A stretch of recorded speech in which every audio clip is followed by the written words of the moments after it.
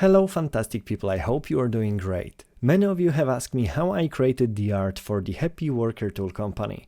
So today I would like to show you my whole process by creating with you some very simple game assets. Before we start, I would love to ask for a drop of your trust and liking this video because this will help spread it to more people and hopefully help them that way. And now let's get straight to it. Okay, so when creating assets, I always start by deleting everything.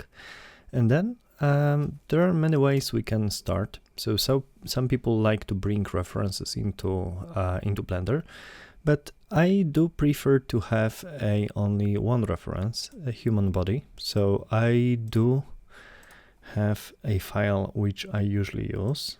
That's from my game Happy Worker tool company. It's a simple model I created. It has quite realistic proportions. It's not perfect, but the important point here is that he's roughly a human size.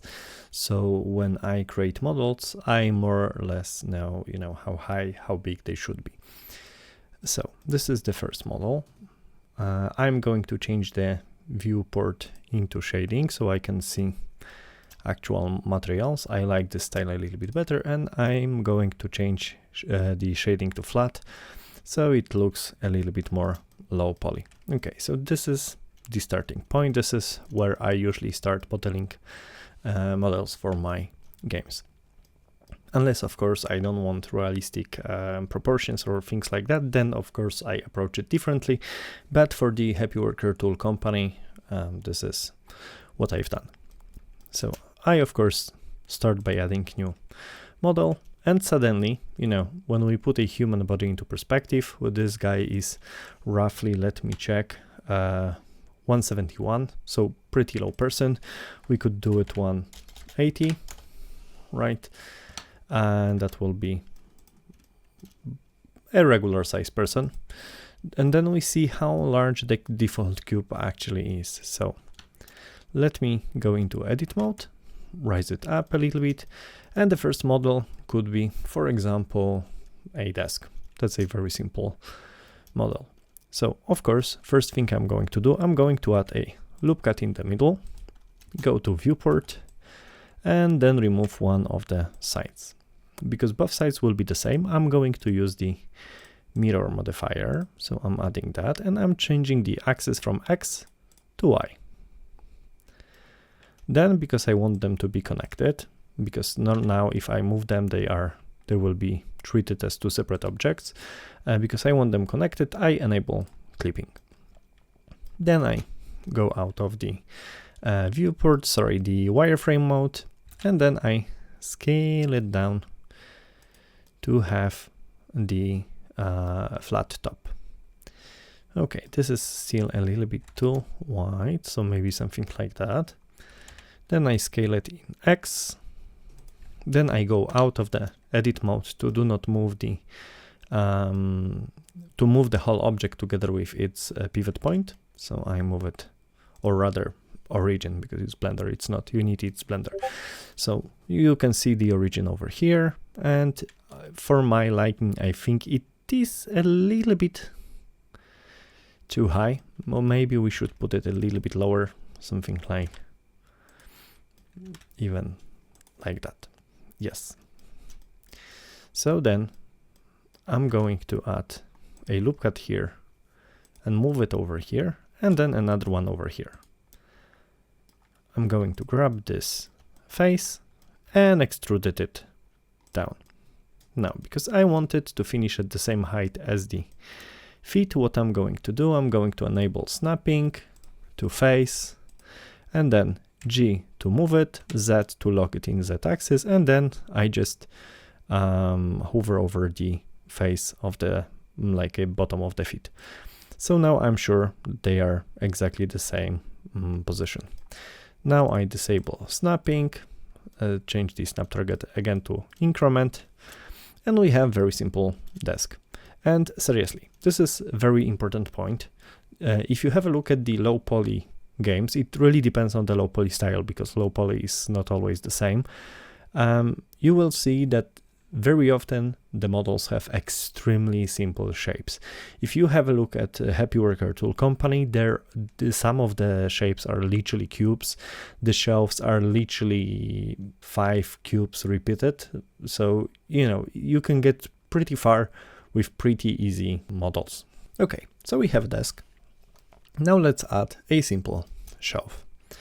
Again, I'm going to start by creating a cube, then edit mode, raise it up the whole unit so it lies flat on the ground and the origin point is at the very bottom. I go out of the edit mode and move it slightly to the side. This is because, of course, I want to see my human character. Now I go back to the edit mode and I scale it with in X and Y. This is something, more or less what I would like. Then I make it a little bit wider in X. And I think I'm going to scale it down in Y a little bit. I'm going to make something like bookshelf. Now I add multiple loop cuts. That will do, maybe a little bit too much, so let me do that. Yes, that's better. I press Ctrl B to bevel those. Then I add loop cut over here and loop cut over here.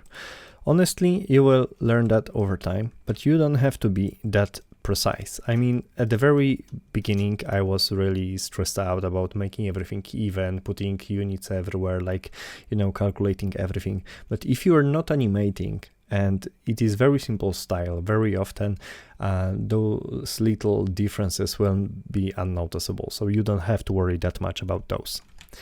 Then I add 2 loop cuts over here and scale it in X to move them to the sides, something like that. Then I select the front faces, press E to extrude inwards, Ctrl Z to go into the wireframe mode, and then move them into the right position, something like that. And we have a very simple shelf.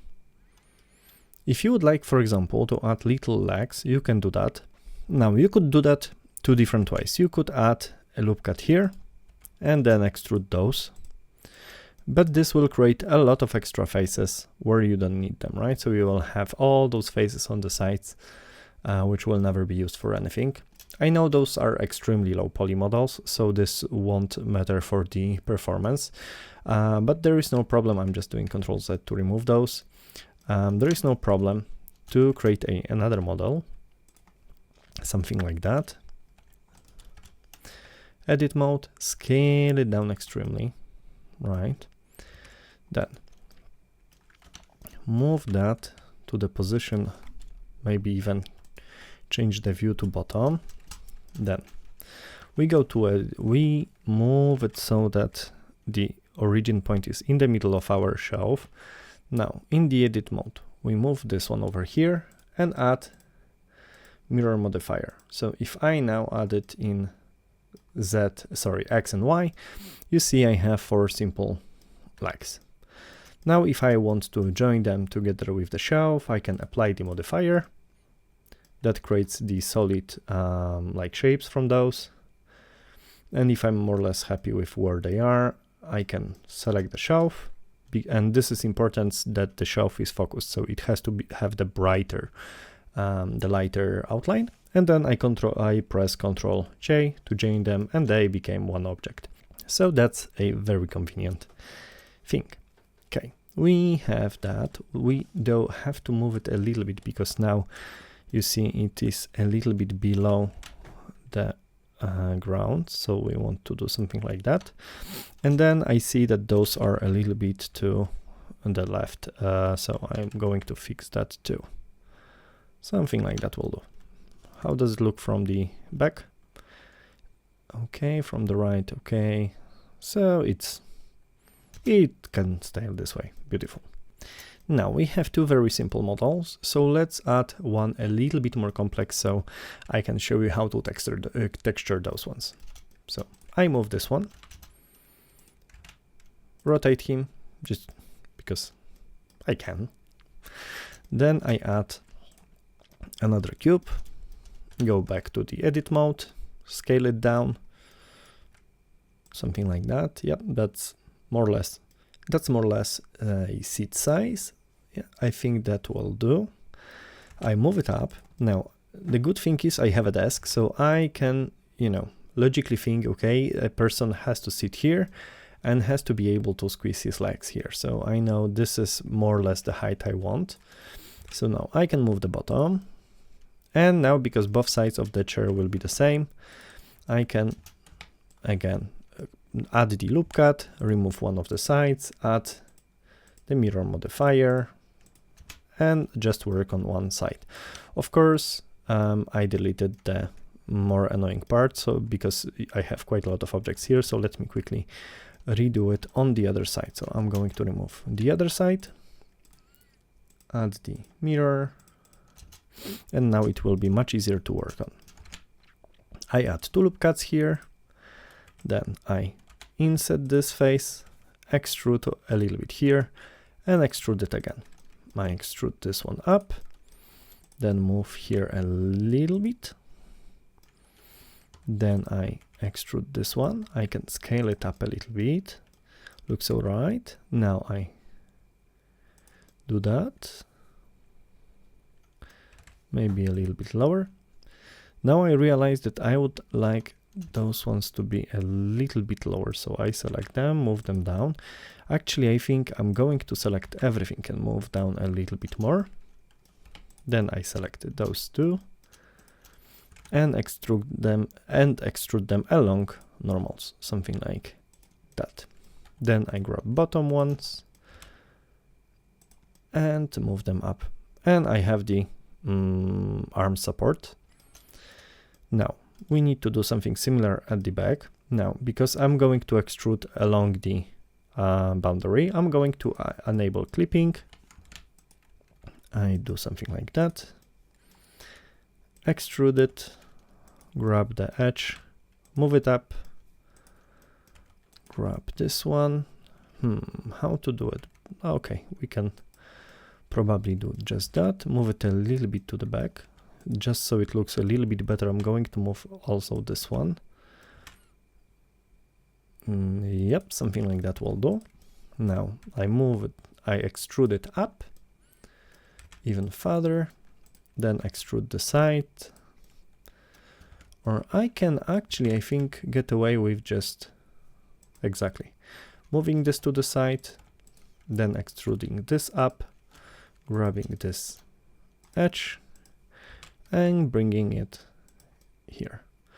Now this is a little bit too flat, so I'm going to grab those in the wireframe mode and move them to back, maybe even rotate a little bit so it looks natural. And I think this looks pretty decent for a chair, like for the office chair. Of course, we can go crazy, we could add bevels here and stuff, it really depends how far you want to go. Over here, then you can add bevels then on the top, right? So I could select those. And you can really create beautiful things if you want. You can go as low poly or as high poly as you want, but I'm not going to do that just because it was going to make a little bit harder to texture there, and I think it won't teach you much new stuff. It will be just taking longer time.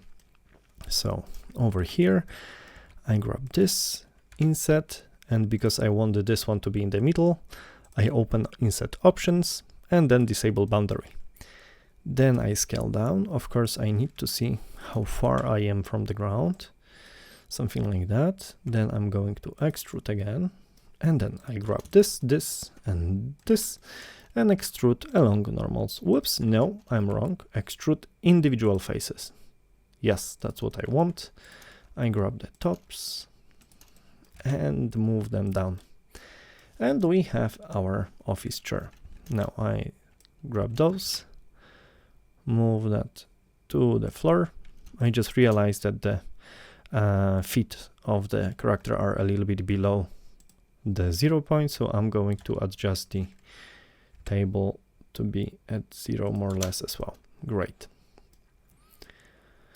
So we have a chair. Oh, now I realize it looking a little bit, I think the legs are a little bit too small, in the sense that I think the chair would fall often. So let's scale that. You see, because of which faces I have selected, they scaled a little bit differently, but I actually like the effect that happened here. So I'm going to grab this one and also scale it in X a little bit. I think that looks much better. Again, we could grab those and add a little bit of bevel, and suddenly it looks even better.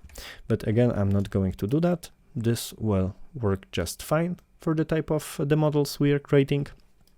And I think those three are enough to create already a simple environment. Of course, you need a lot of smaller props, but the idea there will be the same. What you need as well are, of course, walls, and walls are extremely easy to create, especially when you have a human reference. So I just add a cube, I move it unit up, and now it has 2 meters, right? So what I do, I grab the top and move it half a meter up, so the wall will have 2.5 meters. Now I grab everything, scale it to the width I want.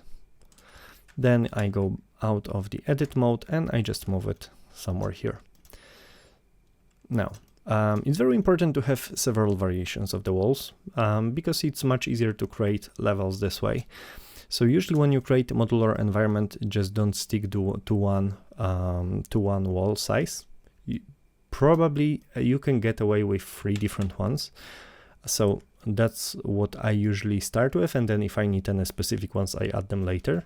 So I have full size, then I do half of the width, right? So sorry, and that will be 0.5. That's something like that. But that's not everything. I lied. Actually, I usually create 4 because I then grab those 2. I move them up, and then what I do, if this wall is 2.5 meters, I move down those ones half of the size. So it's 1.25 minus. Okay, so we have a half wall. And usually this is this is enough for a lot of stuff you need. Then, of course, depending on the types of roofs you create and so on, you may need things like, angles and this type of stuff. But, the idea is the same, so there shouldn't be any problem. But now, we talked about the variations in sizes, but now you also need variations, and usually I do that just on the big ones. Then if I need, I add later to the smaller ones. You need type variations. So for example, we grab that, we grab our human, move him over here, and we need a window. So the window is very easy to add. I add 2 loop cuts, and the bottom one is actually, you see, at the right height. So that's more or less what I like. Then I click with Alt over the higher one. I move it up a little bit. This will do. I add 2 more. I want the window a little bit wider. I delete those faces, and then I add faces over here with the letter F. And of course you could leave it this way, but again, in the Happy Worker Tool Company, I've done one more thing. So I grab those faces, I extruded that like that, and then I selected this, and again I extruded along normals. And now it has a little bit more shape, it's a little bit more interesting. And I did very similar thing for the doors. So I grab this one, move it over here. Again, I like to, because I know this, for example, would be my character model, right? Or some NPCs or monsters of this size would go through the door. So I have to make sure that they will actually fit through the door. So I will rotate the character towards the wall. And then I will literally add 2 loop cuts over here. And I see that, okay, this is more or less okay, but I would prefer them to definitely fit there. So something like that. Let me move the character even more here. Okay, and then I need to cut another one over here, and then it's really up to you. You can either just make the person fit, or what you can do, you can move this one to be aligned with the window, and I like to do that. So what I do, I grab the snapping, select the snap target edge, and then G to move, Z to lock in Y-axis, and then I just hover over the line at the top. And now I can simply, and now this is a little trick I love to do. So I select this one, because obviously when you do a hole for the door, like a door frame, usually you want a fitting door, right? So what you can do Shift D to duplicate this one, and you can then use P and selection to separate it, and you will have a new object of that type, so and of that size. However, we are going to add a little bit of frame here, so we need to wait with that. I will show you. So this would be enough if you would have a simple frame like that. So if you would have, let me delete that too. F, F, F, and done, right? So this would be, actually I think it looks a little bit too narrow. So I'm going to scale that in Y even more. So something like that. Yes, that looks much, much better. Okay, so that would usually do. So here, if you would have this face, that could be your door. However, I'm going to add again over here along the normals, and then I'm going to do this one. It actually selected all of them, but also with bottoms, so we have to be very careful. We unselect those, and then we again extrude along normals, something like that. Looks beautiful, but because of that, this is a little bit smaller than it was before. So we have to now select the edges. We Shift D, duplicate them. We move them, for example, in X, and P to create a separate object from them. So now I go to object mode. I select my edges, go to edit mode, connect those two vertices using F, and I have beautiful frame for my face. Then F to create a face. You could actually create a face without creating the bottom edge, but you know, I did it anyway. So now I grab the face and extrude it to make very simple door. Now we can just move it over here. And for doors, it's very important that you have the origin point in the right place. While you can get away with different objects having wrong origin point, you will have a little bit of problems while placing those objects, but you can get away with it. With doors, it won't be that easy, because doors usually rotate, right? So look what happens now. I have the origin point over here. So if I rotate now, this is what is going to be happening, and this is definitely not what you want, right? So we need to fix the origin. So I press slash to focus on that. I go to edit mode. I select the face on the side. I press Shift S and cursor to select it. That moves the 3D cursor to that particular face. And then I go back to object mode. And then I press, let me think. Actually, I do have a shortcut for that, but you probably don't. So you have to go to object, then you have to go to set origin and origin to 3D cursor. And this will move the not 3D cursor, it will move the origin point to the side. And now when we rotate the object in Z axis, you see it rotates exactly as expected. Beautiful. So we can press slash once again to go out of that mode, and we have beautiful door frame.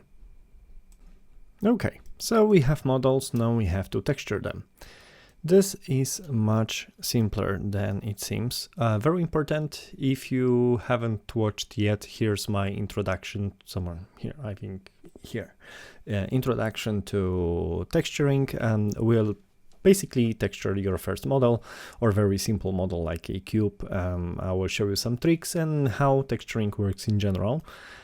But here we'll just follow the process I used in my horror game, because I know that's what some of you wanted. So first, very important thing is where do I get my textures from? I go to textures.com library, and you see there is quite a lot of different textures. Some of them are free. I do have paid premium subscription, so I can get any ones I want. So I usually just write wall and I search for something that satisfies me. So for example, I like what will look pretty simple. Maybe instead of wall, let's write plaster. Exactly. I think that will do. And to get this very low poly old retro look, I haven't used any of these special materials. So that's what we are going to do today. But in the future, I'm going to make a tutorial where we go, where we set up properly a whole PBR texture with the normal maps and you know, heights and this type of stuff. So basically you will learn how to create realistic textures. For now, we just grab albedo, which is the color information. And because again, I want this retro look, I grab the lowest possible resolution. So that, then let me create a folder for textures over here. And oops, let me just move the texture we downloaded over here. Yes, I'm going to call it plaster wall low res. Okay, that should do it. And now in Blender, I get my wall model. And you know, the good news is that a lot of models will share the same material.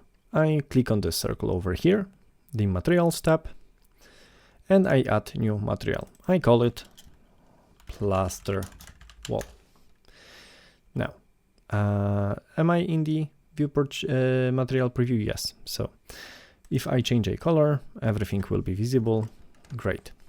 So Control Z to, oops, oh, sorry, I forgot that Control Z doesn't work for materials. So I'm going to get something close to white, doesn't matter. And then I go to shading. While hovering over this window over here, I press the slash to focus just on this object. And then over here, that's very important. You need to make sure that you have the Node Wrangler add-on enabled. Over here, yes, I have Node Wrangler. If you don't have it, you can search it in the, it should be in add-ons. If it's not, it could be here in get extensions. Then you have to install it and then enable it. Basically, it adds some useful shortcuts and features to the graphs.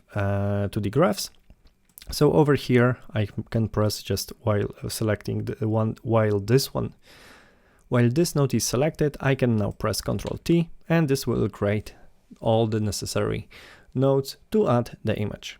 So now I open, I go to textures, and I select my material. Now you see there are several problems with it. First one is that it looks a little bit shiny, and this is like, you may like this look, but I prefer it to be fully rough, so have no shininess at all.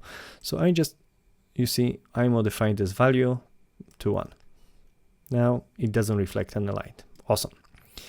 Now the second part is, for the Happy Worker Tool Company, I decided to go with the linear interpolation, and this gives this a little bit blurred look.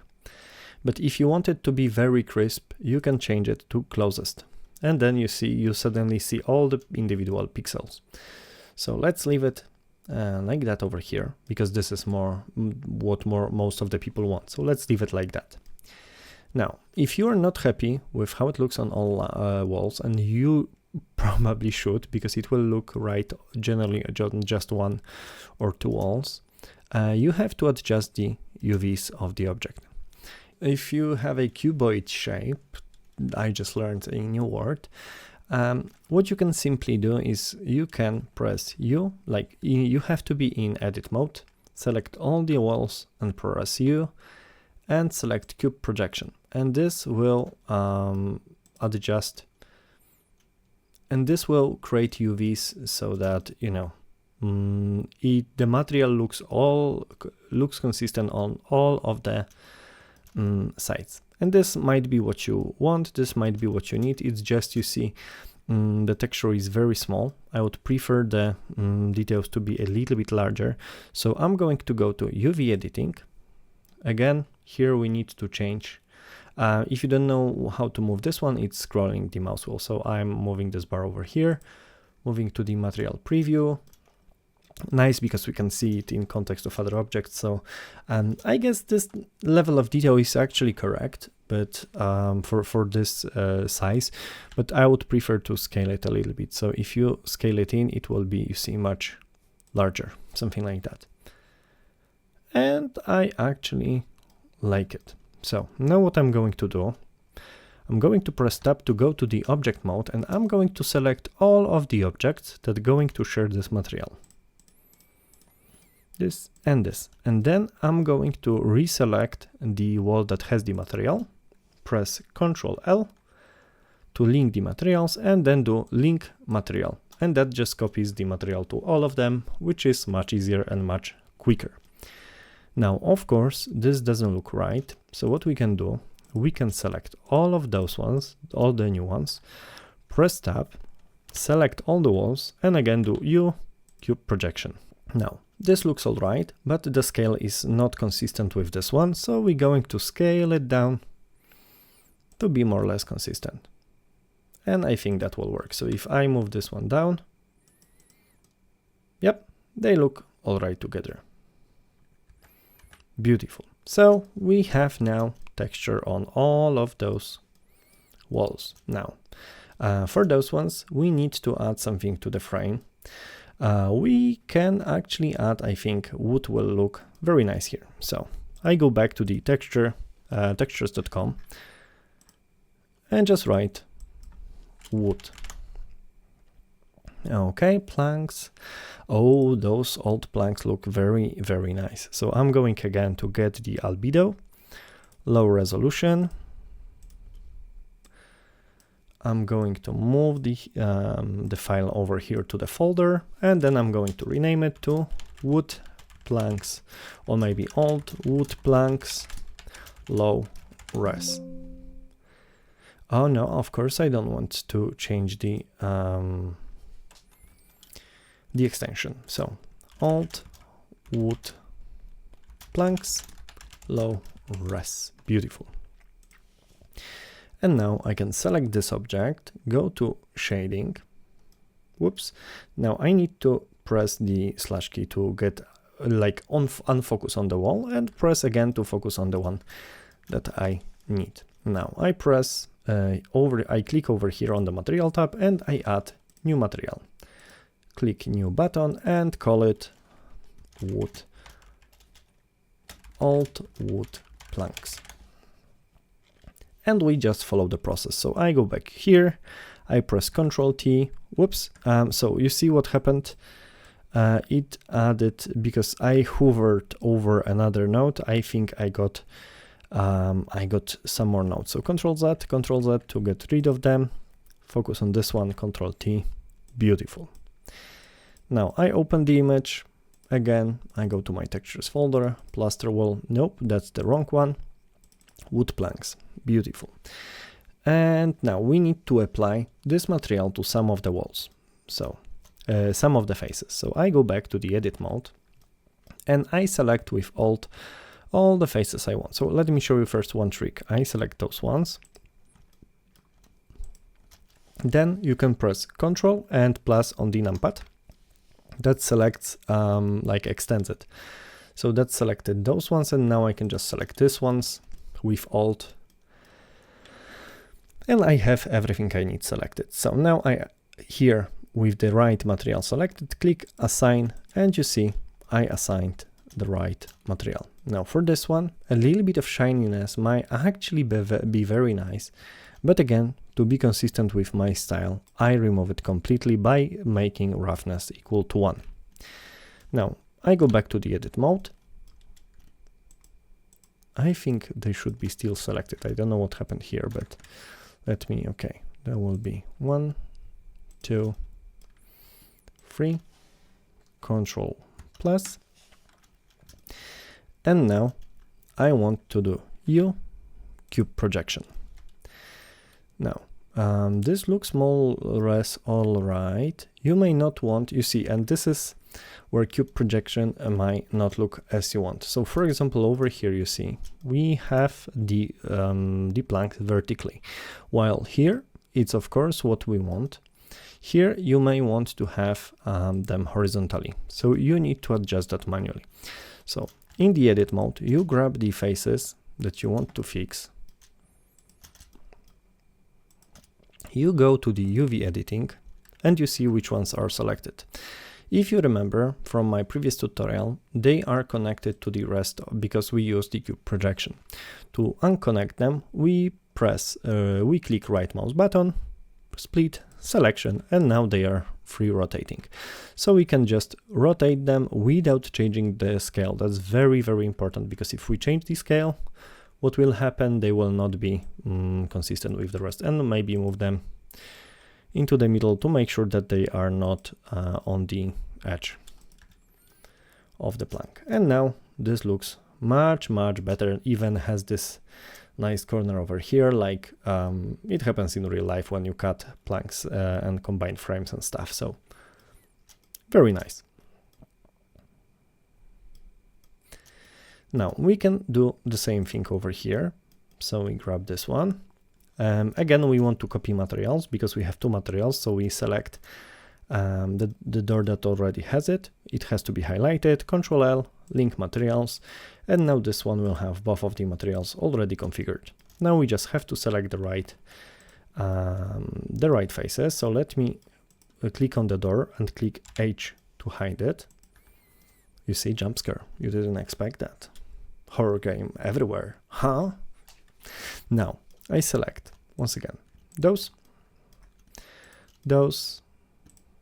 Control plus. Whoops, that selected a little bit too much, but I think that will be a little bit easier to unselect those than to reselect the correct ones. So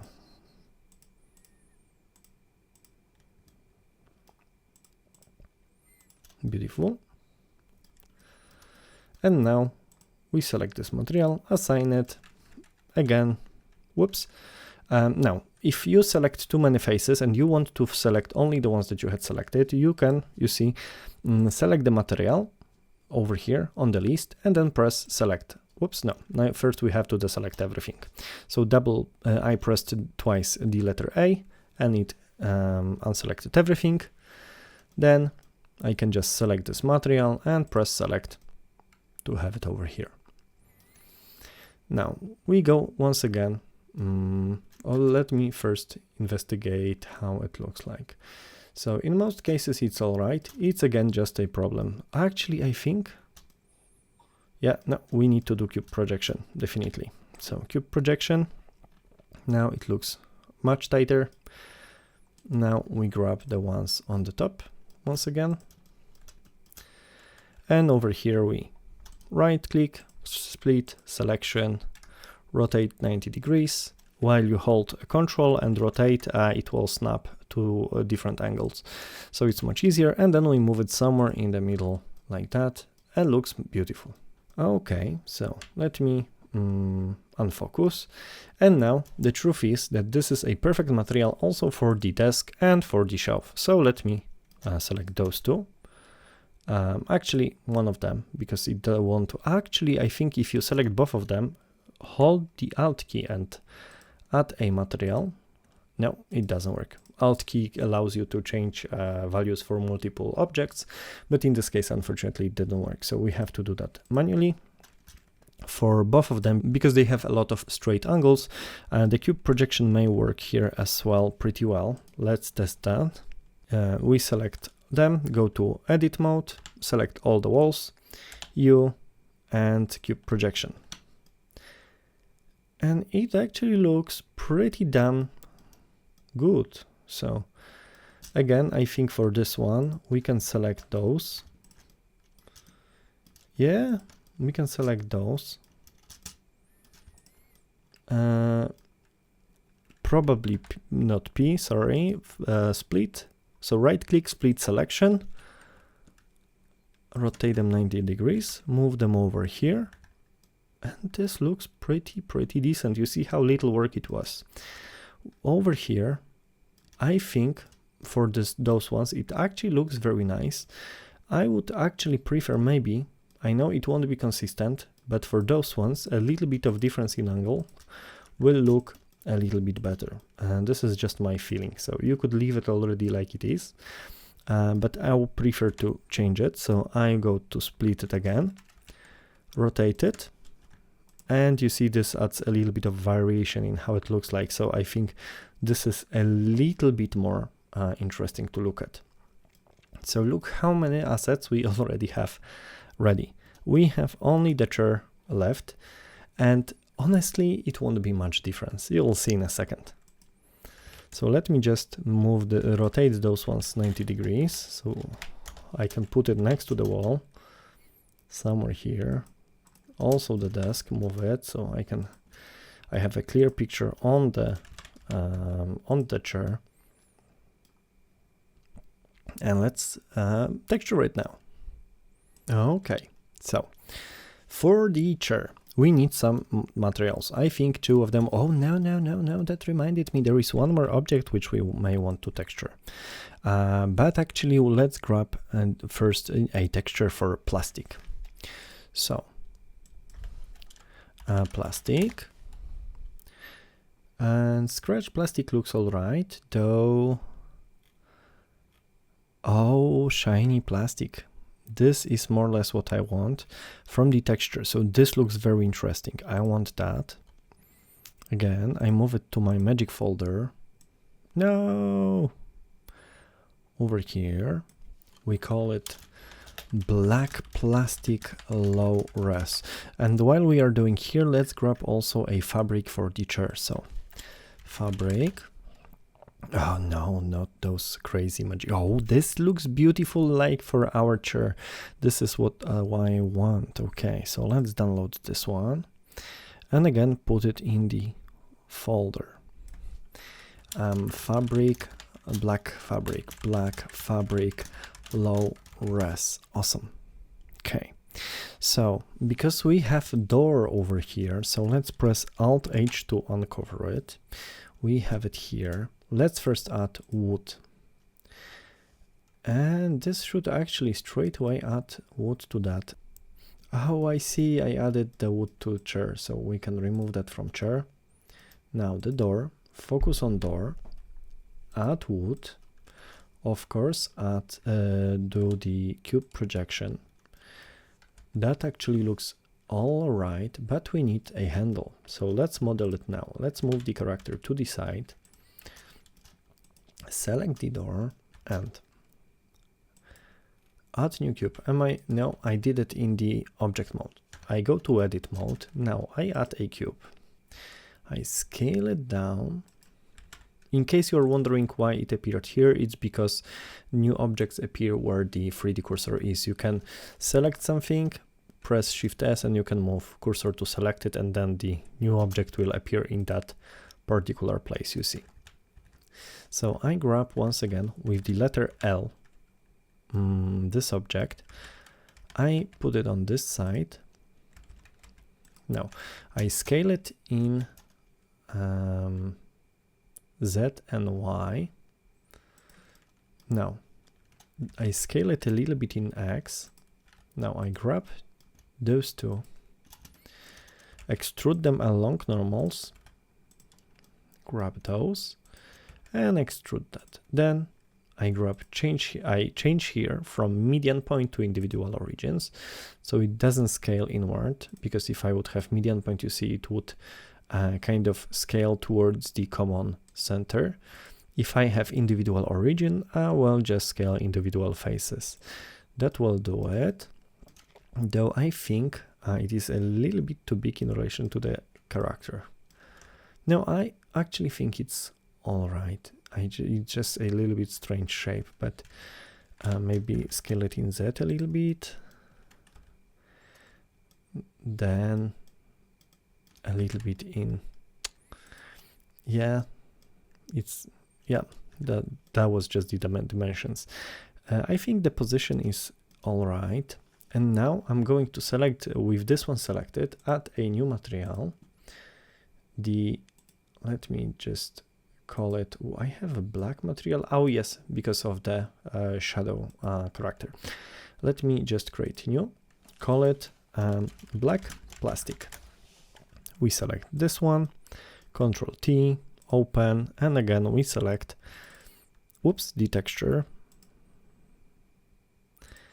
Not this one, we select the black plastic. We change from linear to closest. Actually, I think we didn't do that on wood, right? No, yes, closest. And now it will be more pixelated, exactly, beautiful. Now we go back to plastic, change the roughness to the top, and assign it to the handle. And we have beautiful handle. Now, sometimes you may want to experiment with materials, and it's very easy. If you have the correct UVs, you can just grab a material in the list. Like you see now I selected the wall. I can just change the material to black plastic and see how it looks like. And if I like it more with the plastic, I can just leave it this way. And the same here, like, okay, black plastic, yeah, that looks much better. I want it this way, and it's going to stay this way. So now the chair. For the chair, the base is going to be the black plastic. Now I see the UVs are all over the place. This is very complex shape, so instead of using cube projection, I'm going to select everything. Now, if you don't want two sides to be symmetrical, because it may look different, because currently you will have the whole material mirrored, you need to apply the modifier first. So I go to the modifiers tab, click here and apply. And now you see I'm selecting everything. And if I do cube projection, surprisingly, it doesn't look that bad. It's again because it has very simple shape, so there is no problem. But if it would be more complex, you could have a problem with that. So what you could do then, you could select everything and do Smart UV Project. And you see, it also looks beautiful, but it's much easier to manage individual chunks, and it usually looks much cleaner this way. Now we can select the faces where we want to apply another material, like the fabric, right? So we select those, this over here. We select those. Of course, we do those over here, almost there. Then I press letter C, draw over here, and select those two. And that should be all of them. So I press new material, assign it. Now I create new, call it black fabric. And then what I do, I go back to shading, Control T, open, and I select not over here. I do it over here in textures, the black fabric. Now it is a massive, so yeah, we need to basically scale those faces down a lot. So I go back to UV editing with those selected, and I scale them up significantly. Whoops, there is some face that is not connected. Probably, let me just check if everything is selected what we need. Yes. So what I'm going to do, I'm going to do I'm going to right click, click split selection, and now I'm going to scale it up massively. And you see the texture looks all right now. So we have a chair, though it looks a little bit boring because the colors are the same. So modifying colors of those textures is something I will show you in another tutorial. But for now, what we can do, we can just select better material. For now, for black plastic, let's select old wood, and it straight away looks much nicer. but obviously would be good to add new material. Now we could refine, as we discussed, a little bit the shape, because it looks very, very squarish. So let's do that. Then let's grab those ones. Let's do like that. And it suddenly looks much better. We may want to grab this one and maybe with O, raise it up a little bit, so, or maybe down. Yep. Then we may want to add here a little bit of shape as well. A little bit of bevel. So, you know, now it's up to you how you want to refine those models. I do have tutorial already. I will link it over here somewhere. I think here.